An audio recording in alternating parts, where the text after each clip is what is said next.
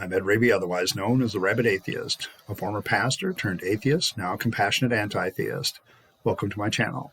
Feel free to like or dislike this video as you see fit. Feel free to comment below, and I would appreciate it if you would subscribe to the channel and hit your notification bell for more content as it is released. You're also free to share my videos as much as you like. This channel's purpose is educational, and so therefore any shares of this video will hopefully educate others and hopefully grow the channel. Today I've been asked an interesting question off camera and off my comments section. The question was, has being an atheist influenced my political positions any more than normal or in any way? And I've also been asked multiple times who I'm voting for. I don't know. It's an interesting last question. As far as politics and ideology, I have a political science degree.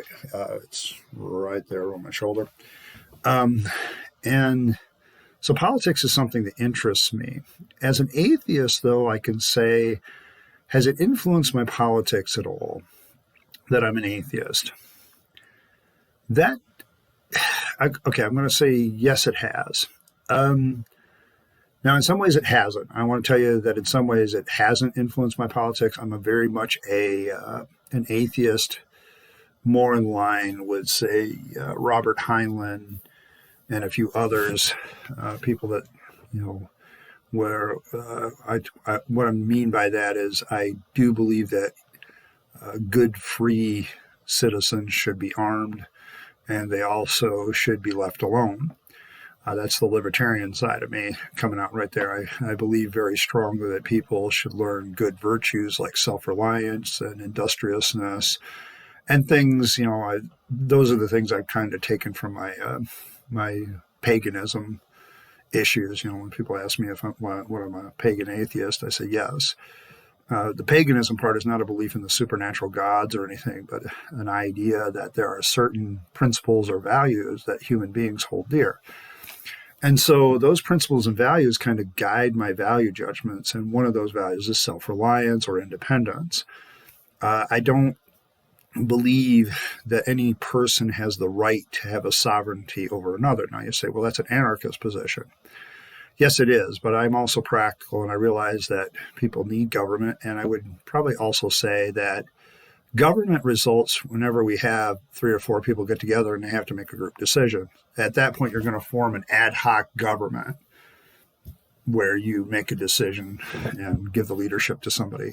It seems to be in our nature, in our tribalistic nature, to do that. So I think on a practical level, anarchy is, to me, kind of nice. It's a true peaceful anarchy is a very nice philosophy. However, in order for it to work, you would have to have everybody be a peaceful anarchist, and that's just not going to happen. So on a more practical level, creating a government, if we must have one, that protects the rights of its citizens, that its chief mission is to protect the rights of its citizens, I can get behind that. And so I kind of fall more in a classical libertarian position because of that, kind of along the lines of our founding fathers in the United States. Particularly probably Jefferson. So I kind of look at government being necessary for a court system, national defense, police and fire. I don't have a problem with. Governments are very good at dealing when bad shit happens. They're just not very good at creating prosperity, in my opinion. That's just kind of the way it works to me. They're good arbiters, I suppose, in some cases, if you can keep them from being corrupt, which is a big problem with government in general. So I look at it from a very humanistic perspective that I don't have the right to impose my will on others. So I'm certainly not going to do any of that. Where atheism has, I don't know if it's atheism as so much as coming to realization. And maybe this is more of a deconversion issue. The reason I used to be pro-life is I used to believe that the Bible teaches certain things. There's a lot of talk about whether science proves human life begins at conception or something to that effect. But my thoughts on it are, well, except the Bible really doesn't. And you also have to would say that I probably could do a Bible contradiction on whether God is pro-life or not, and just point out the ways that the Bible is contradictory on this issue. On the one hand, you have this anecdotal story about, this narrative about and prose about how God knit us together in a mother's womb, but nothing in that says that I was alive at that time, or David, the psalmist, was alive. There's the passage in Luke where, Elizabeth's baby leaps for joy, and she interprets it as, something. Now, I used to take those passages and say, they see this proves that, babies are alive, they understand what's going on around them, so on and so forth. The more I looked at it, though, you could have a lot of good naturalistic explanations. Most notably, when a woman's in her third trimester and moving from her second to a third, babies move a lot. They move like 10 times every hour. They're restless. And so it's really Elizabeth's interpretation. And then, of course, as I pointed out in my Tall Tale of Jesus series, that's her interpretation of that leap. Doesn't mean it was so. So, it's just a story, and it doesn't really, you can't really come and make that a principle. You can't take a story and turn it into a principle. So at that point, I say, well, I don't have any authoritative reason to believe the pro-life position. So I fall back on my libertarian roots, which are individualism. The thing about the right and left in this country is you'll have the left arguing for more federal power in order to force the entire country to do one thing, which I think is wrong. Their solutions at that level, to me, aren't going to be good for everybody. And it also really smacks of a religious elite, but now it's a political elite telling everybody what to do. What's the difference? You'll have the right arguing for states' rights, which conjures up a whole bunch of racist things to some people, although that's not really what state rights is about. It's just saying that states have a right to be free of certain federal controls. And that's pretty valid. I mean, there's an amendment in the Constitution that talks about that. The thing is, I'll hang my hat, and why I'm a Libertarian Party member, on the individual rights, that there are certain rights that should never be taken away from the individual, no matter what the government says. And that's where I probably come into conflict with both, because one wants to talk about federal rights, the other one wants to talk about states' rights, and I want to talk about the individual and the right of each human being compared to other human beings. And so I guess if there's one thing that has affected my politics is that I don't have an appeal to authority by running to the Bible and saying this is what my political stance should be, so I have to think about everything. Now, the second question is who I'm going to vote for. I think I remember talking, maybe it was a monologue by David Chappelle, and it was a funny one, where he talks to people and he says, if you ask a white person who they're voting for, they won't tell you. You ask a black person who they're going to vote for, they'll tell you, and they'll give you all in certain terms, and if they don't like a certain candidate, they'll tell you the reasons why and what they're going to do to them if you ever meet them. And I thought that was funny because he says it's a very cultural thing, and he's right. White people in general don't tell you who they're going to vote for. They may tell you who they voted for after it's over, depending on whether they won or not. We're very secretive about that. And I think it's a lot of that individualism comes out again of, I want to stand on my own with my own. This is my sovereignty. This is my choice. I don't want anybody getting in my face about it. Okay, so I get that. My thoughts on this election are, all right, here's my thing. I think Biden is very protected. I think the media is doing double time trying to keep all of his problems away from the public eye because they have to let him speak. He has to campaign, but they literally go miles and miles to avoid the bullshit stuff he says sometimes. And because of that, and, like the Hunter Biden story, if that was Donald Trump and one of his kids, they'd be all over it. Proof or no proof. Okay, we've seen it already with the Russian collusion, all this other China crap and all this other stuff already. The impeachment proceedings, they have been all over Trump since day one. But they're really treating Biden with kids' gloves. And I'm alarmed by that because they'll continue to keep treating him like kids' gloves on into the future. And his record, even from a liberal standpoint, isn't all that sterling. I think the 1994 crime bill stands against him because it enabled qualified immunity and a lot of other things that have led to a lot of minorities spending more time behind bars. And Kamala Harris, she's openly prosecuted those people and put them behind bars. And a very disproportionate number of minorities have been put behind bars compared to white people by her. So, sorry, that's just true. All right, so we have that guy. We have Trump. Trump is a good businessman, and like it or not, the economy was roaring pretty good until COVID came along. I'm fairly certain as a libertarian that COVID, and somebody who knows a little bit about economics, that COVID is not the one that caused the downturn in the economy. It was the government's response to it with the lockdowns and all this other stuff, restricting economics and things like that. Most people don't understand that economics is more than money. It's about resources getting where they need to be and things like that.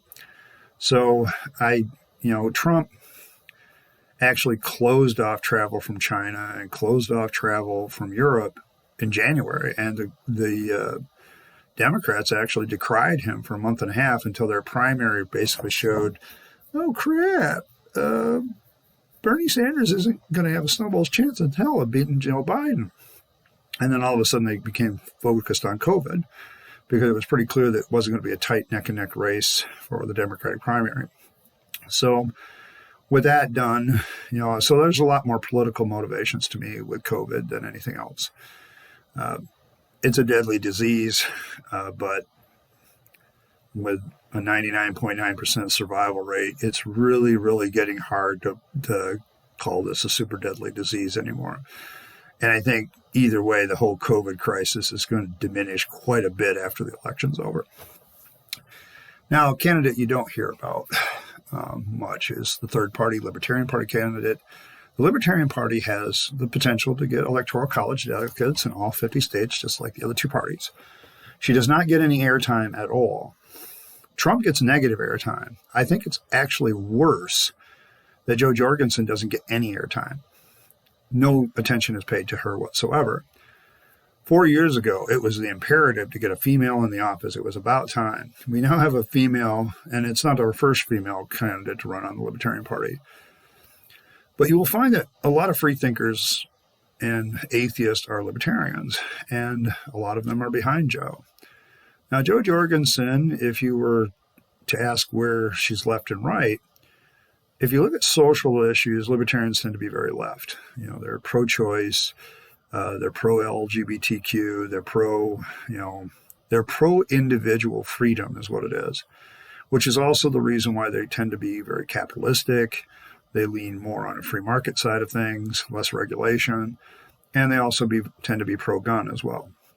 So what happens here in American politics is, and I think honestly, in truth be told, if you pinned down an American and said, what do you believe? Most of them would say what I just said. They don't think the gun issue is that big of a deal. They really wish the government would get out of business and business related, other than to, provide a level playing field and keep things fair, whatever fair is, and, get out of people's lives and let them do what they want to do. I think most Americans, if you sat them down in a non-election year, that's what they would talk about. The problem is we have the right-left, red and blue dichotomy. So my thoughts on politics are pretty much the same as it was before. It's just I'm much more informed with the degrees and the information. I'm probably going to vote for Jo Jorgensen. I refuse to be a part of Biden because I think Biden is corrupt as hell, and the only reason that's not being brought to light is the media is not talking about it. He has been in Washington for 47 years, and there is no way that you survive in that town without being corrupt as hell that long in particular. On the flip side, you have Trump. Trump blunders over shit. He does some good things, but he does them in a real roughshod way, and people don't like it. I also don't like the fact that he caters and panders regularly to the religious crowd as well. So I just don't have a lot of love for him either. And no, I don't think it's a fair question to say pin him down, vote for one or the other. I think that's a bullshit question. I'm going to probably vote for Jo. Why? Because she best represents my interests. I think I've talked about this before, but I'm going to vote for her because she best represents my interests. Now, if you're asking whether my atheism had anything to do with that, not really. The thing about the Libertarian Party is they don't really make any religious statements. They don't pander to any religion. Okay, and I guess that's why I continue to be drawn to them. Plus, I think their stand on individual rights is where we really need to be. Forget the federal-state issue. Since when do we allow the federal or the state to interfere with individual rights in this country? That's the main issue to me. And sooner or later, people need to stand up for that. Now, the Libertarian Party will probably get 3 to 7% of the vote like it always does. And it won't win any delegates and whatever. Who knows? Maybe we'll do even better because a bunch of people are fed up like I am with the right and left, and the media is kissing Biden's ass, and, the right, religious right, and everybody kissing Trump's butt, despite his obvious failures as a religious person. So I'm just fed up with both sides. And so you could say that I just don't allow religious authority to make my judgment calls about who I'm voting for. But ultimately, at the end of the day, I'll probably vote for Jo, and that's because she best represents me and how I would do things if I was going to be the president of the United States. And that's really the way you should vote. And the problem with that is I think if most Americans voted that way, neither the right nor the left would get many votes anymore. But they're both conditioned by fear in voting right or left or red or blue. And that's what it really comes down to. It's become very much about that. So that's kind of my thoughts on the whole thing, whether atheism has changed the way I vote and who I'm voting for. I want to thank you for stopping by the channel. I know this is not a normal video, but it was a question I was asked. Has atheism changed my politics? A little.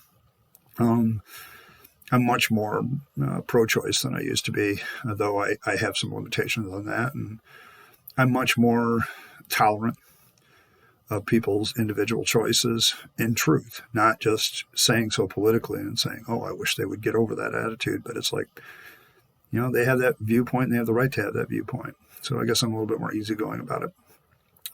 So that's the answer to the questions. And I hope someday I can convince you to be a rabid atheist like myself. In the meantime, this is Ed Rabyd, also known as the Rabid Atheist, signing off and wishing you a good day.